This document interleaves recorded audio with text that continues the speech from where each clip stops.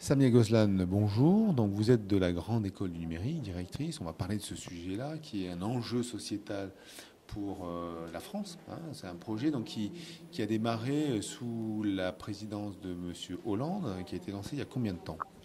Le projet de la Grande École du Numérique a été lancé en 2015 suite à un constat qui était très clair.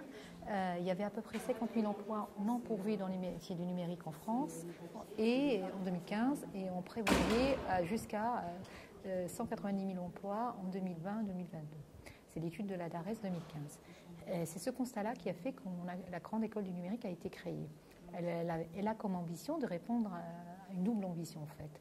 L'ambition de former des personnes éloignées de l'emploi et de la formation au métier du numérique et l'ambition aussi de répondre aux besoins des entreprises en termes de compétences du numérique.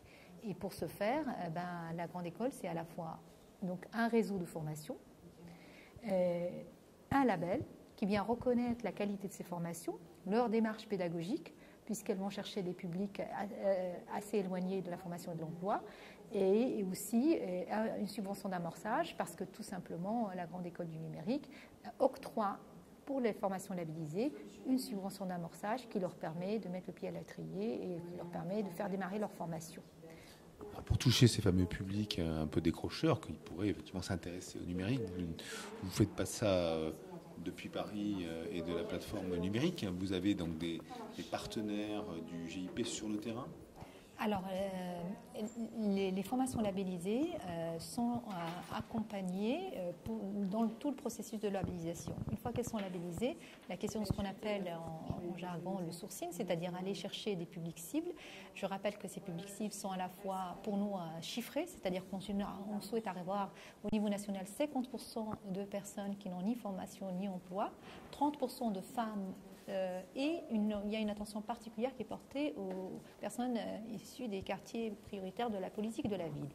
Pour aller chercher ce public, il faut vraiment que les formations travaillent concrètement à la fois avec, par exemple, les missions locales qui sont membres du GIP, Grande École du Numérique, travaillent avec le Pôle emploi, qui est membre fondateur du GIP Grande École du Numérique, qui travaille avec la région, qui est membre fondateur de... Voilà, je continue comme ça.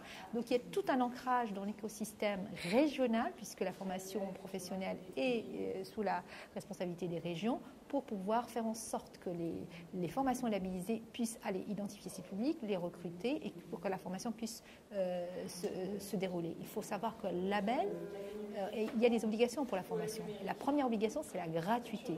Alors imagine, ce sont des formations gratuites. Ça veut dire qu'il faut aller chercher des financements ailleurs que la subvention d'amorçage, qui reste bien une subvention d'amorçage. Et la deuxième obligation, c'est que cette gratuité, elle s'impose à eux pour au maximum, ça pose à eux pour 60% des personnes accueillies dans le cadre de la formation. Donc, il faut vraiment que les formations travaillent localement avec notre aide pour pouvoir se structurer, s'organiser et mettre en place